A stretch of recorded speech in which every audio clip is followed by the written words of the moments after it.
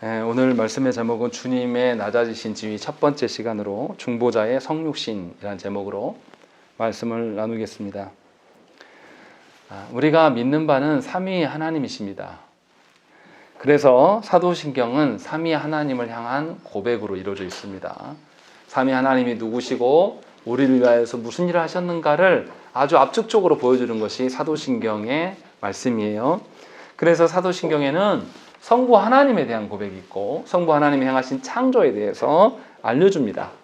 또한 성자 하나님에 대해서, 그리고 성자 하나님이 성취하시고 적용하시는 우리의 구원에 대해서, 또한 성령 하나님이 성취하신 그 구원을 우리에게 적용하심에 있어서 우리의 성화에 대해서 고백하는 것이 사도신경의 내용입니다. 우리가 그래서 성부에 대한 고백을 통하여서 성부께서 우리를 창조하셨음을 발견했습니다. 즉 성부 하나님께서 우리를 창조하셨기 때문에 우리의 존재의 목적과 우리의 힘의 원천, 기동하는 모든 원리들이 성부께 있다라는 것을 우리가 알게 되었어요. 그래서 우리의 행복과 우리의 존재됨을 어디서 찾아야 되냐라고 했을 때 나의 어떠함이 아니에요. 내가 이뤄놓은 것들을 발견하면서 내가 살아온 족족들을 통해서 나를 입증하려고 할 필요가 없다라는 거죠. 분명히 성부 하나님께로부터 우리의 존재성을 찾아야 된다는 것입니다. 그렇지 아니하면 인생이 굉장히 허무해져요. 그렇지 않겠습니까? 나이가 점점 들어가면 인생이 쓸쓸하다 느끼는 것은 무엇입니까? 자신 안에서의 무엇인가를 찾기 때문에 그래요. 자신이 걸어온 인생길을 보니 자기가 이뤄놓은 게 없단 말이에요. 자신의 인생을 돌아봐서 생각해 보니 늘 실수하고 넘어진 것밖에 안 보인다는 거죠. 그렇게 보면 인생이 이제 점점 힘을 잃어가고 이뤄놓은 것도 없고, 그렇기 때문에 인생이 허무함을 많은 사람들이 느낍니다. 그러나 하나님께서는 분명하게 하나님의 그 어떠하심 속에서 우리가 존재한다라고 말씀하신다는 거죠.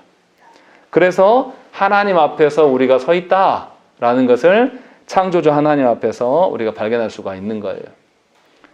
그렇지 않고 우리가 원하는 방식대로 무엇인가를 서기 시작하면 이게 이제 죄가 됩니다. 그래서 아담이 하나님으로부터 떠나서 자기 스스로 무엇인가를 할 수 있다고 생각을 했고, 그것이 범죄하게 되고 하나님과의 단절을 경험하게 된 것입니다. 그래서 이 일을 예수 그리스도께서 회복하시게 되었단 말이죠.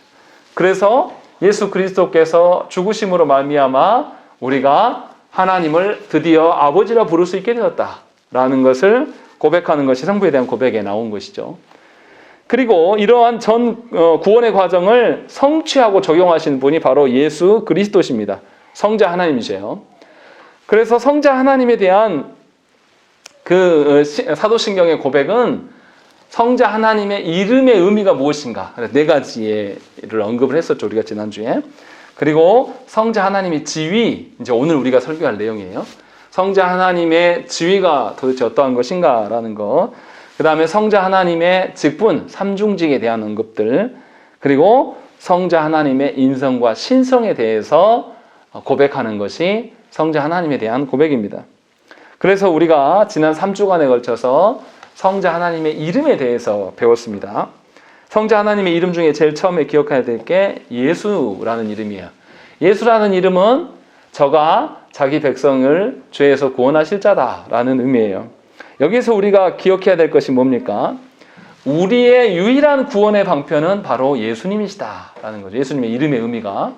그래서 다른 곳에서 우리가 소망을 띌 것이 아니라 바로 예수님 안에서의 소망을 찾는 자들이다, 구원을 찾는 자들이다라는 것을 알 수 있고, 그리스도라는 이름에서 그리스도의 뜻이 무엇입니까? 기름 부음을 받은 자라는 뜻이에요.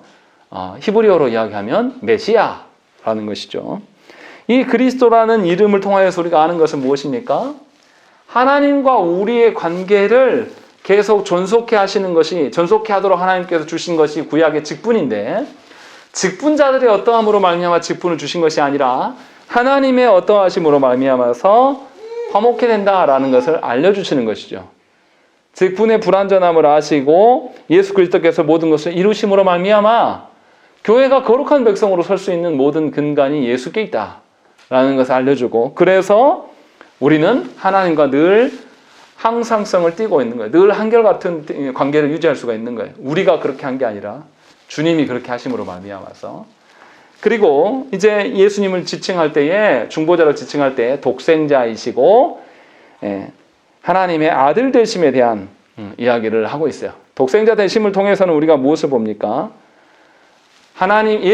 중보자께서 하나님의 아들 되심과 우리의 자녀됨은 다른 것이라고 말씀을 드렸어요. 그래서 우리는 원래부터 죄로 인하여서 죽었어야 될 자들이고 종노릇 가운데 있었는데 우리가 중보자로 말미암아서 입양하게 되었다. 그런데 단순히 입양된 것만이 아니라 하나님 나라의 아드님 되시는 예수께서만 받아야 될 누리는 상속권의 권한을 우리도 받게 되었다라는 것을 배웠다라는 것입니다. 그래서 우리의 소망은 하나님 나라에 있는 것이죠. 하나님 나라의 유업들을 받을 수 있다라는 것을 우리가 말씀을 통해서 배웠습니다. 그래서 이제 우리가 하나님의 자녀가 되었기 때문에, 하나님의 소유가 되었기 때문에 하나님은 당신의 소유를 그냥 내버려 두시지 않습니다. 하나님은 당신의 소유들을 늘 보존하시고 지키시는 하나님이다. 그래서 하나님의 독생자 되심의 의미를 통하여서 우리가 계속 하나님의 돌봄 가운데 있다라는 것을 확증한 것이 성자 하나님에 대한 이름에 표현되어 있다라는 것을 우리가 배웠습니다. 이제 오늘부터 성자 하나님의 지위에 대해서 이야기를 할 겁니다. 그래서 성자 하나님의 낮아지신 지위 4단계를 설명할 것이고, 또 성자 하나님의 높아지신 지위 4단계를 설명해 나갈 거예요. 그러면 이제 여기서 우리가 먼저 생각해 봐야 될 게 있습니다. 도대체 지위라는 것이 무엇일까라는 것입니다. 세상에서의 지위는 어떤 의미로 쓰입니까? 세상에서의 지위는 어떤 조직이나 사회에서의 위치를 지위라고 말합니다. 그래서 지위하면 높은 자리로부터 우리가 먼저 딱 생각이 듭니다. 그러나 중보자의 지위를 말할 때는 그런 의미의 지위가 아니에요. 법적인 용어로서의 지위입니다. 이 사람이 무죄하냐 유죄하냐라는 것을 말할 때의 지위예요. 예를 들어서 이럴 수 있지 않겠습니까? 실제는 그 사람이 범죄자가 아니에요. 도둑질한 게 아닙니다. 그런데 법정에서 이 사람이 도둑질을 한 사람으로 판결이 돼요. 그럼 이 사람은 이제부터 법적 지위가 어떻게 되는 것입니까? 실제로 도둑질하지 않았어도 법정에서 도둑질한 자로 되면 그 다음부터 죄인이 되고 수감 생활을 해야 되는 지위에 떨어지는 겁니다. 이처럼 중보자의 지위에 대해서 언급하는 것은 하나님의 법정 앞에서 하나님의 판결로 인하여서 어떤 위치가 변화되는 것, 이것을 말하는 겁니다. 그래서 재판장이 어떠한 선고를 하느냐에 따라서 지위가 달라지는 것입니다. 그래서 예수님께서는 어떻습니까? 실제 죄인이 아니심에도 불구하고 우리의 머리 되어 주심으로 말미암아서 우리가 감당해야 될 그 죄악들을 주님이 짊어지셔서 주님이 죄인 되셨어요. 그래서 이것을 우리가 낮아지셨다라고 된 거죠. 그리고 이 중보자가 낮아지셨고 그냥 낮아지시기만 한 것이 아니라 법정에서 무엇인가를 죄인으로 판결나면 그 다음에 처벌을 받아야 되지 않습니까? 그런 것처럼 원래 우리에게 가해졌어야 될 하나님의 진노가 이제 누구에게 간 것입니까? 예수께로 전가된 겁니다. 그래서 예수님이 하나님의 진노를 감당해야 될 그런 가운데 놓이셨다. 그래서 우리 모두가 당해야 될 하나님의 진노를 주님이 홀로 감당하셨다라는 의미를 말하는 것이 중보자의 지위라는 것입니다. 그리고 성부께서 성자를 그냥 낮아지게만 하시지 않아요. 하나님의 진노로 말미암아 성자가 죽으셨죠. 죽으신 이후에 하나님께서 다시 주님을 부활케 하셨어요. 부활케 하셔서 다시 지위를 높이시기 시작하십니다. 그래서 예수 그리스도의 부활부터를 주님의 높아지신 지위 이렇게 말하는 것입니다. 그러니까 주님이 십자가를 지고 이 땅에 오시기 위해서 이 땅에 오심부터가 낮아지심의 시작이고 높아지심의 시작은 주님의 부활하심부터다라는 것을 알 수가 있습니다. 그래서 낮아지심의 4단계, 높아지심의 4단계를 설명을 하고 있습니다. 그래서 35문에서는 주님이 이 땅에 무엇 때문에 오셨는가, 그 유익이 무엇이냐라는 것을 말하는 것입니다. 35문 한번 읽어보겠습니다. 그분은 성령으로 잉태되사 동정녀 마리아에게서 나셨으며 라는 말로 당신은 무엇을 고백합니까? 답 읽습니다. 시작. 하나님의 영원한 아드님은 참되고 영원한 하나님이시며 여전히 참되고 영원한 하나님으로서 성령의 사역으로 동정녀 마리아의 살과 피로부터 참된 인성을 취하셨습니다. 그리하여 또한 다윗의 참된 자손이 되고 모든 일에서 그의 형제들과 같이 되셨으니 죄는 없으십니다. 예, 주님의 처음 낮아지신 사건을 이렇게 기록하고 있어요. 주님의 낮아지심은 주께서 인성을 입고 이 땅에 오셨다라는 것입니다. 이로부터 시작된다. 그래서 인성을 입으셨기 때문에 이 땅에 오신 것만이 아니라 우리가 받아야 될 고난, 인생의 고난을 경험하신다라는 것. 그리고 우리의 죄악을 담당하시기 위해서 십자가에 죽으신다라는 것. 또 그리고 주님이 하나님이시기 때문에 죽음도 없고 이런 것도 없는데 주님은 장사 되시기까지 하신다라고 해서 이 네 단계를 그리스도의 낮아지심이라고 이야기를 합니다. 다시 말씀드리면 인성을 입고 이 땅에 오셔서 사람이 되셨다. 그리고 두 번째로 고난을 받으셨다. 세 번째로 십자가에서 죽으셨다. 네 번째로 장사되셨다라는 것이죠. 이것이 주님의 낮아지심의 네 단계예요. 그래서 우리가 차근차근 하나씩 이제 배워갈 겁니다. 그래서 주님의 낮아심의 첫 단계는 주께서 사람 되심, 성육신 하심에 대해서 이야기를 하고 있습니다. 주께서는 우리와 다른 방편으로 이 땅에 오셨습니다. 그래서 주님은 아버지가 없으세요. 육신의 아버지가 없다는 거죠.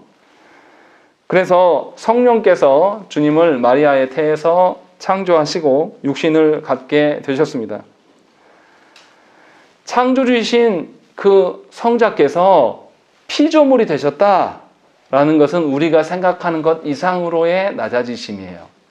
우리는 주님이 사람 되심에 대해서 아무 감각 없이 받아들이지만 주님이 사람 되심, 주님이 피조물 되심인 것은 엄청난 수치예요. 엄청난 능욕이라는 거죠. 그것을 주님이 감당하셨어요. 그런데 이 일에 대해서 주님이 어떻게 하셨냐면 할 수 없이 성부 앞에서 굴욕당하면서 그 일을 행하신 것이 아니에요.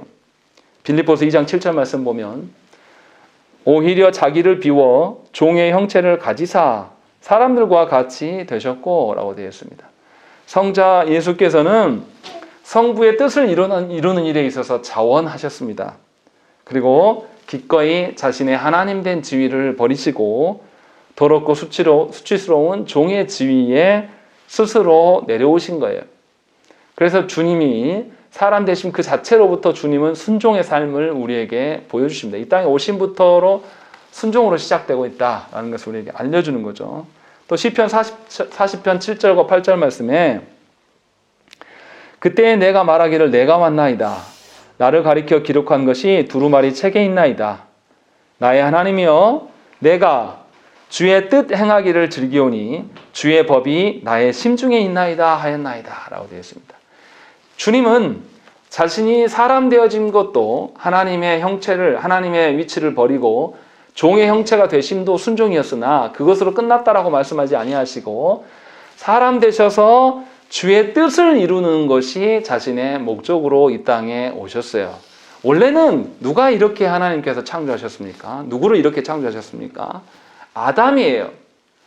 아담이 에덴 동산에서 그냥 창조된 채로 완성된 인간이 아니라 아담은 거기에서 하나님의 명령을 붙잡고 명령대로 순종함으로 말미암아서 하나님께 순종의 과정을 통해서 자라감이 있어야지 완벽한 사람이 되어 성화되어져 가는 겁니다. 그렇게 해서 하나님은 하나님 나라를 이루시기를 원하셨어요. 그러니까 착각하시면 안 돼요. 에덴 동산에서 아담이 분명히 성숙해져야 되고 자라가야 됐어야 돼요. 이것이 아담의 원래의 의무입니다. 그것이 하나님의 뜻대로 되어지는 거예요. 그런데 아담은 그렇게 행하지 않았어요. 그러나 주님은 이 땅에 오심으로 순종을 나 할 일 다 했다라고 말씀하신 것이 아니라 아담이 순종하지 않은 성부 하나님에 대한 능동적 순종, 그 능동적 순종을 주님이 친히 이루시기 위하여서 이 땅에 오셨습니다. 그래서 성부의 뜻을 행하기 위하여서 자기 마음 중심 안에 나를 가리킨 하나님의 뜻을 이루는 것이 내 안에 있다라는 것을 말씀하셨다는 것입니다. 그런데 여기서 오해하는 분들이 참 많아요. 초대교회 가운데 주님의 인성 입으심에 대해서 이단들이 말이 많습니다. 주님의 이 땅에 오심을 가지고 잠깐 육신을 빌리신 것이다. 원래 사람이 아닌데 하나님인데 우리에게 보여주려고 잠깐 육신을 빌려 입은 거야, 이렇게 주장하는 사람들이 있습니다. 그런데 그렇게 행하시지 않았다는 거죠. 그렇게 되면 우리의 중보자 되실 수가 없어요. 참 사람이어야 돼요. 왜냐하면 하나님의 공의로움이라는 것은 뭔가 꾸며지고 거짓된 것이 아니에요. 진실된 것이기 때문에 인간이 당해야 될 고난은 인간이 감당해야 된단 말이죠. 그래서 예수께서 참 사람으로 이 땅에 오시기 위하여서 마리아의 태를 빌리셨습니다. 그래서 마리아의 살과 피로 말미암아서 참된 인성을 취하셨습니다. 그래서 벨직 신앙고백서, 우리가 이미 예전에 설교했던 그 17조에는 참 인간이 되시기 위하여서 주님이 육신만이 아니라 사람의 영혼까지도 취하셨다라는 고백이 나타납니다. 그래서 복음서에서 주님을 뭐라고 합니까? 마리아의 아들, 목수의 아들, 이렇게 표현해요. 왜냐하면 사람이니까. 또 복음서에서 주님의 형제들까지도 등장합니다. 사람이니까. 그래서 참 사람으로 언급하고 있는 것이 성경의 내용이에요. 그러니까 우리가 인간이라 할 때 우리의 육신과 영혼이 있는 것처럼 주님의 인성 이야기할 때도 주님도 육신과 영혼이 있다라는 것을 우리가 알아야 된다는 것이죠. 이처럼 철저하게 주님은 성육신 하셨다. 단지 육신의 껍데기만을 입으신 게 아니라 우리처럼 영혼을 취하셔서 이 땅에 오셨다라는 것이죠. 그래서 성경은 예수님께서 참 사람으로 이 땅에 오셨다. 이것을 성육신이라고 말합니다. 그런데 주님의 사람 되심은 우리와 큰 차이점이 있습니다. 그것이 무엇입니까? 35분에 뭐라고 나왔죠? 우리가 다 똑같은데 모든 일에서 그의 형제들과 같이 되셨으나 뭐는 없다고요? 죄는 없으시다라고 말하는 거예요. 왜냐하면 주님이 우리가 감당해야 될 진노를 받으셔야 되기 때문에 죄 없는 참된 인간이셔야 됐어요. 그래서 주님은 분명하게 참 사람으로서 죄 없는 인간으로서 이 땅에 오셨어요. 그래서 주님이 이 땅에 오실 때는 주님은 아버지가 없습니다. 왜냐하면 성령께서 그 일을 행하셨기 때문에 우리의 원죄를 받으신 분이 아니란 말이죠. 그래서 죄 없는 참 인간으로 이 땅에 오셨다라고 했어요. 여기서 이제 또 오해하지 말아야 될 것은 이미 주님은 하나님이시잖아요. 신성이 있으시잖아요. 그런데 인성이 이렇게 이제 갖게 되면 어떤 이단들이 있었냐면 초대교회 때 인성이 있고 신성이 있으니까 결합되어서 새로운 존재가 되었다라고 주장하는 사람도 있었어요. 또는 신성과 인성이 있는데 인성은 잠깐 있다가 없는 껍데기에 불과했다. 뭐 이런 논리를 피는 사람들이 있었다라는 것이죠. 그러나 주님은 한 본질 안에 새 위격이 계신, 죄송합니다. 한 본질 안에 두 신성과 인성이 있는 그런 존재로서 이 땅에 존재하셨다는 거죠. 그래서 신성은 그대로 유지하면서 전에는 없던 인성을 취하신 그 시점이 주님이 성육신하신 사건이에요. 그래서 한 위격 안에 두 본성이 있게 된 것입니다. 그래서 중보자께서 인성으로 행하신 모든 일은 하나님의 아들의 사역이 되는 것입니다. 왜냐하면 주님은 사람이시면서 동시에 하나님이시기 때문에 주님이 이 땅에서 공생의 기간에 행하시는 것은 참 인간으로서 이 땅에서 사역하신 것이지만 동시에 신적인 하나님의 사역이 될 수 있다. 그래서 주님의 공생의 사건은 영원한 것입니다. 그래서 우리가 대우리 문답에서 오늘 배웠잖아요.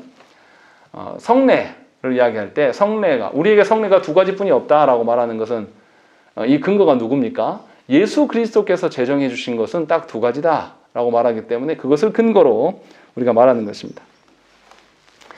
요한일서 1장 7절 말씀에 그가 빛 가운데 계신 것 같이 우리도 빛 가운데 행하면 우리가 서로 사귐이 있고 그 아들 예수의 피가 우리를 모든 죄에서 깨끗하게 하실 것이요 라고 되어 있습니다.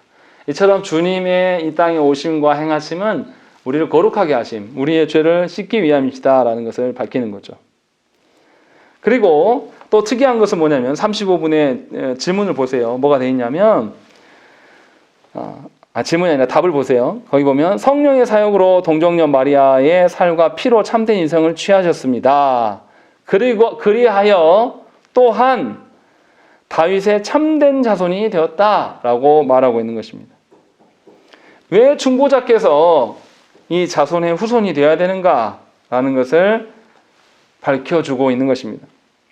생각해 보세요. 구약의 첫 복음서가 무엇입니까? 구약이 아니라 신약의, 죄송합니다. 신약의 첫 복음서의 시작이 뭡니까? 마태복음이지 않습니까? 근데 마태복음의 첫 1장이 무슨 내용이에요? 예수 그리스도의 족보 이야기가 나옵니다. 그분이 사람이 아니면 족보 이야기를 할 수가 없어요. 사람이시기 때문에 족보이고, 또한 그분이 마태복음 1장에서 강조하는 것은 아브라함과 다윗의 자손임을 강조해요. 왜 이렇게 하시냐라는 것은 하나님께서 사람들에게 약속하셨던 그 언약이 주님의 때에 실현되고 있다. 이 언약이 성취되게 하시는 분이 바로 주님이시다라는 것을 강조하기 위해서 언약 백성 중의 일원이다라는 것을 보여주고 있는 것입니다. 그래서 시편 72편에서 다윗은 메시아께서 모든 언약을 이루어주시고 모든 열방이 참된 왕이신 그 그리스도를 경배하게 될 것을 고백합니다. 그래서 언약의 성취가 다 누구를 통한 것이냐? 예수 그리스도를 통해서 이루어진다라는 것을 보여주기 위하여서 주님의 성육신하심에 대한 언급을 할 때 반드시 언약 백성의 후손이다라는 것을 드러내는 거예요. 결국 이것은 누구와의 약속도 성취하는 것입니까? 첫사람 아담과 하와가 타락하였을 때 하나님께서 창세기 3장 15절 말씀에 뭐라고 하나님께서 약속하셨습니까? 여인의 후손이 와서 뱀의 머리를 짓밟게 될 것이다 라는 그 여인의 후손 되심을 분명하게 밝혀주고 있는 것입니다. 그래서 언약의 성취자로서 주님이 오신 거예요. 다시 정리하면 주님의 성육신 하시는 것은 단순히 그냥 인간으로 되심이 아니라 성부 아버지 하나님의 뜻을 성취케 하는 것이고, 성부 하나님의 뜻은 이미 언약 백성들에게 구약에서 계속 하나님께서 강조하시고 가르치셨던 거예요. 그것을 이루려 하는 하나님의 언약이 성취되는 것을 보여주는 사건이 바로 예수 그리스도의 사역입니다. 성육신 하심이에요. 그래서 주님의 낮아지심은 겉으로 볼 때 지위가 낮아진 것처럼 보이지만은 실제적으로 우리 입장에서 봤을 때는 하나님께서 구원하심 그 태초부터 계속 장구하였던 그 역사가 주님 때에 이루어지는 것을 우리에게 보여주는 것입니다. 그래서 놀라운 사건이에요. 하나님의 계획이 흐트러짐이 없고 그대로 지금 진행되어 온다라는 것을 우리에게 보여주는 것입니다. 그러면 그리스도께서 성육신하신 의미가 우리에게 무슨 의미가 있냐라고 말하는 것이 36분입니다. 36문 제가 질문 읽고 여러분들이 답 읽겠습니다. 그리스도의 거룩한 잉태와 탄생은 당신에게 어떤 유익을 줍니까? 그리스도는 우리의 중보자이심으로 잉태되고 출생할 때부터 가지고 있는 나의 죄를 그의 순결함과 온전한 거룩함으로 하나님 앞에서 가려줍니다. 예, 여기에서 특이한 것은 뭐냐면 공동체 전체로 발언하지 않고 그 개인적 차원에서 유익을 말씀해 준다는 것입니다. 그리스도의 성육신은 모든 택한 자들, 모든 각 사람에게 적용되는 유익이다라는 것이. 우리가 그런 수 있지 않습니까? 나랑 상관없이 공동체의 유익을 말할 때 그거에 무관심한 분들이 있어요. 왜냐하면 자신에게 실제로 유익이 없다고 생각하기 때문에. 그러나 분명하게 주님이 성육신하심은 전체의 일만이 아니라 우리 각자에게도 유익을 주는 것이다 라는 것을 밝혀주고 있는 거예요. 이것이 있기 때문에 우리가 주님을 중보자로 말미암아서 구원의 유익을 누리는 것이죠. 그래서 각자에게 구원의 주님의 성육신하심의 참된 의미가 적용되는 거죠. 왜 그렇습니까? 모든 인류는 아담의 죄로 말미암아서 자유로울 수 없는 존재가 되었습니다. 아담의 죄는 곧 나의 죄가 되고 그 죄로 인하여서 우리는 태어날 때부터 죄에 붙들려서 살아간 존재임이에요. 그래서 저 우빈이가 아무것도 모르지만 저 우빈이 그냥 가만히 냅두면요, 악한 본성이 가르치지 않았는데 자연히 드러납니다. 이것이 우리의 죄된 본성입니다. 그래서 우리는 원래부터 자유할 수 없는 그런 존재인데, 성자께서 하나님이시고 영원하시고 무한하신 그분이 사람이 되심으로, 육신을 입으심으로 말미암아서 우리가 감당해야 될 하나님의 진노를 다 감당해 주시고 낮아지심으로 말미암아서 우리가 그러한 유익을 취하게 된 것이다 라는 것을 36문에서 이야기를 하고 있는 겁니다. 그래서 주님 안에서는 주님의 그 성육신 하심이 우리 모두에게 자유를 주는 아주 구체적인 자유. 예를 들어서 일상에 살아갈 때 사람마다 죄의 범주에서 약한 부분이 있지 않습니까? 어떤 사람은 돈에 약하고, 어떤 사람은 사람의 관계에 약하고, 또 어떤 사람은 사람들의 인정 욕구에 약하고, 또 어떤 사람은 뭐 성적인 욕망에 약하고, 뭐 이런 것들 있지 않습니까? 그런데 하나님이 놀랍게도 우리 각자에게 그 약한 부분을 주님의 성육신 하심으로 말미암아 자유케 하고 계신다 라는 것을 말씀하고 있어요. 그래서 저와 여러분들이 여러분들의 죄의 약한 점에서 그리스도를 떠올리셔야 돼요. 여러분들의 가장 취약한 부분, 여러분 스스로 되지 않는 부분에서 그리스도의 이름을 불러야 되는 것입니다. 이렇게 말하면 자꾸만 성도들이 헷갈려해요. 자기의 의지로 하라는 것처럼 오해되기 십상입니다. 그러나 그러지 않아요. 삼위 하나님께서 행하시고, 삼위 하나님께서 행하신 것을 약속하고 그 약속한 바가 성취되는 가장 좋은 모델이 바로 예수 그리스도셔요. 그런데 하나님께서 우리 약함을 모르시겠냐 이 말이죠. 그것을 우리에게 보여주고 있는 겁니다. 그래서 그리스도의 그 인성을 입으심, 이제 그리스도께서 인성을 입으셨으니까 주님은 어떤 상태가 되셨습니까? 중보자이신 그분은 한 윗격 안에 신성과 인성이 연합되어 있습니다. 역사적으로 이것에 대해서 논쟁이 많았어요. 주님이 하나님이시냐 아니면 사람이냐, 아니면 사람과 하나님이 합쳐져 가지고 새로운 존재가 되었느냐라는 그런 논쟁이 늘 있었습니다. 그런데 성경은 뭐라고 증언하냐면 두 본성은 섞이지 않고 본성 그대로 함께 계신다. 또한 신성은 언제부터 계셨습니까? 창조 전부터, 영원부터 계셨어요. 그러나 인성은 어떻습니까? 창조되었습니다. 창조되었기 때문에 성육신 하신 그때부터 계셨고 유한함을 띄어요. 그런데 주님의 인성은 그러면 지금은 없습니까? 아니요. 주님의 인성이 원래 유한한 존재였으나 하나님께서 그를 부활케 하심으로 말미암아서 이제 주님의 인성까지도 불멸의 존재가, 영원성을 띈 존재가 되었습니다. 그래서 주님은 여전히 참 사람이시면서 참 하나님이시에요. 지금도 그런 방식으로 서 있는 것이죠.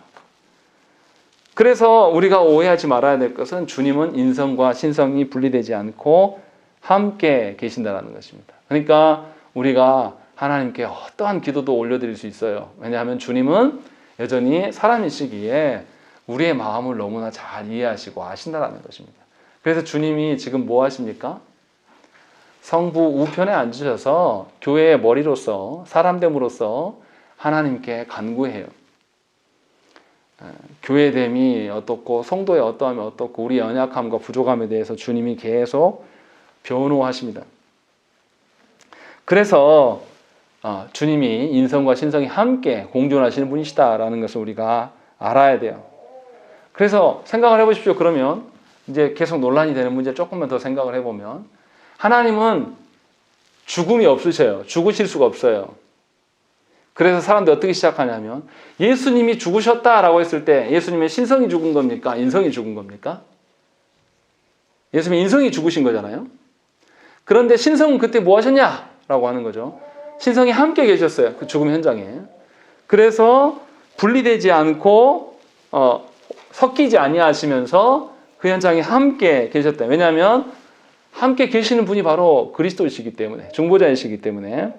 그래서 주께서 무덤에 누워 계실 때도 신성과 인성이 함께 그곳에 연합되어 있으셨음을 우리가 기억을 해야 돼요. 그러니까 그리스도의 인성과 신성은 섞여갖고 새로운 존재가 되는 게 아닙니다.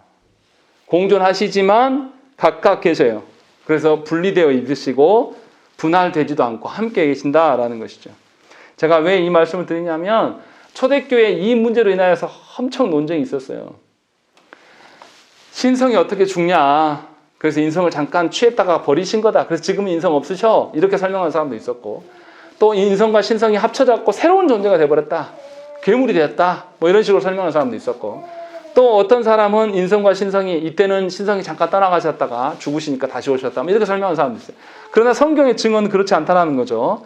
인성과 신성이 융합되거나 어떤 합쳐져 갖고 새로운 존재가 되는 것이 아니라 각각 존재하고 계시고 여전히 그 가운데 계신다는 것입니다. 심지어 우리와 가까운 루터파는 그리스도의 신성을 갖고 계시지 않은 걸로 생각을 합니다.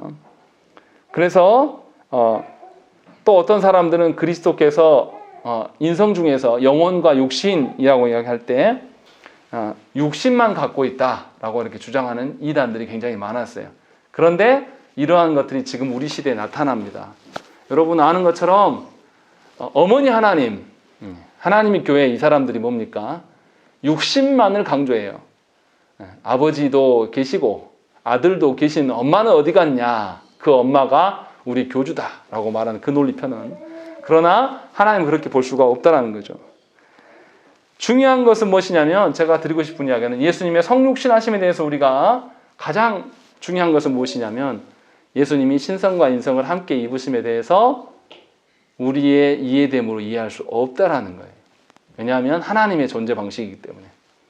그래서 성육신 하심에 대해서는 우리가 이해하기보다는 믿기를 구해야 되고 하나님의 그 존재하심을 우리가 말씀대로 인정할 수 있는 것이 우리가 해야 될 일이에요. 그러나 우리가 이해하지 못한다고 해서 그리스도의 성육신 하심 은총이 그 유익이 우리 각자에게 없는 것이냐? 그렇지 않다라는 거죠. 분명하게 성육신 하심의 그 유의미한 것이 우리 모두에게 존재하는 것이고 그것 안에서 구원과 참된 자유를 저와 여러분이 누릴 수 있다는 것입니다. 그래서 기억하셔야 될 것은 주님이 우리의 구원과 우리의 자유를 위하여서 그 높은 자리를 다 버리시고 스스로 버리시고 성부의 뜻을 구현하기 위하여서 이 땅에 오신 순종으로 말미암아서 우리의 유익이 시작되었다는 것입니다. 그래서 주님이 우리와 함께 손을 내밀고 우리와 연합되어 살기를 원하셔요. 그럼 우리가 순종해야 될 바는 무엇입니까? 그리스도께서 이미 이루신 그 유익을 받기 위한 순종만 하면 돼요. 우리는 그런 정도의 순종이라는 것입니다. 그런 점에서 여러분 자신을 여러분의 고된 환경과 어려움을 주님의 순종 앞에서 여러분들이 발견해야 돼요. 주님의 성육신하심, 낮아지심 안에서 발견하지 못하면 여러분들은 여러분이 가장 고달프고 괴로운 인간이고 가장 힘겨운 인생을 산다라고 생각할지 모르겠습니다. 그러나 이것은 철저하게 그리스도 앞에서 교만한 것이며 하나님의 그 구원 계획 앞에서 상관없는 방식으로 살아가는 것임을 기억하셔야 한다는 것입니다. 그래서 바라옵기는 여러분 모두에게 그리스도의 성육신 하심 이 의미가 더 풍성해졌으면 좋겠어요. 그리스도께서 내 삶에 관여하시고 내 삶에 직접 체육을 하시면서 하나님 나라의 것들을 소망하게 하시는 것이 바로 그리스도예요. 그분이 바로 저와 여러분들의 주님이십니다. 이것을 늘 누리시기를 간절히 축원합니다. 함께 기도하겠습니다.